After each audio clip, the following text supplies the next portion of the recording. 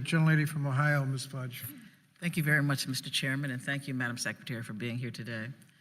Madam Secretary, if you could just help me out, 5 minutes is a very short period of time, so if you could just be more concise with your answers, I'd appreciate it.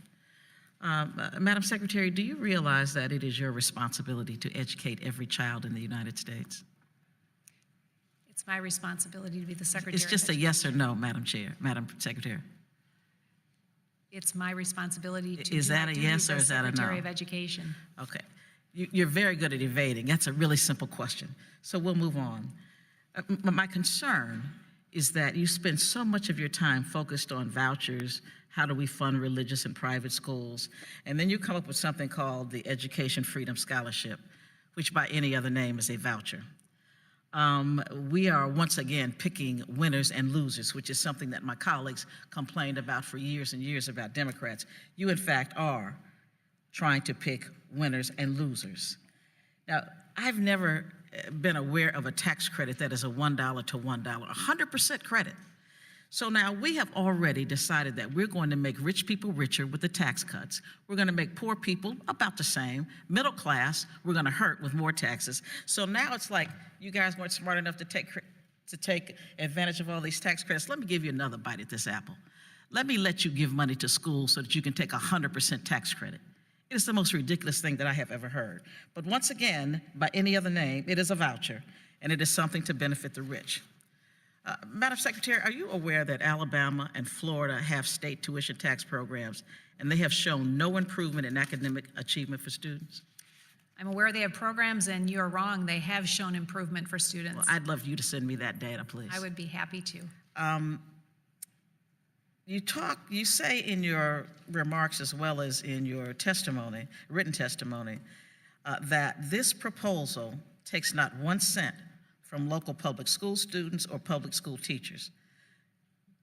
You did that in your own budget by cutting the education budget by 10%. That's something that you did. But let me also suggest to you that, in fact, it is hurting taxpayers. If you give a one-to-one tax credit, it's going to create a $5 billion a year hole in the federal treasury.